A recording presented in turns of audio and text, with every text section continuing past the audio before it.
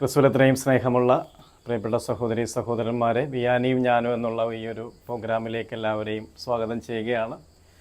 Mister John Maria വിയാനിയെക്കുറിച്ചുള്ള ചിന്തകൾ പോകുന്നത് minus സെമിനാരി ജീവിതവുമായിട്ട് ബന്ധപ്പെട്ടാണ്.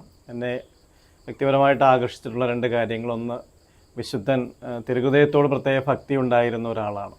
അദ്ദേഹത്തിൻ്റെ ജീവചരിത്രത്തിൽ നമ്മൾ വായിക്കുന്നുണ്ട്, തിരുഹൃദയത്തോടുള്ള എൻ്റെ സ്നേഹമാണ് എന്നെ ഒരു പുരോഹിതനാക്കിയതും വിശുദ്ധനാക്കിയതുമൊക്കെ.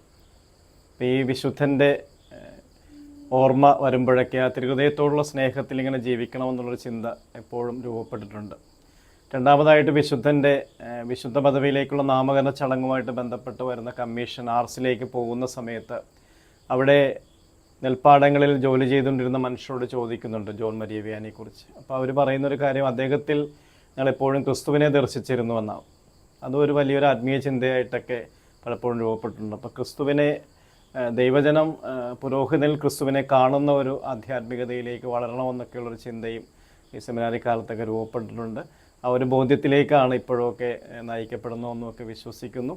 അപ്പോൾ വിയാനി പുണ്യകളുടെ മാധ്യസ്ഥം എല്ലാവർക്കും ഉണ്ടാകട്ടെ എന്ന് പ്രാർത്ഥിക്കുന്നു. ദൈവം നിങ്ങളെ അനുഗ്രഹിക്കട്ടെ.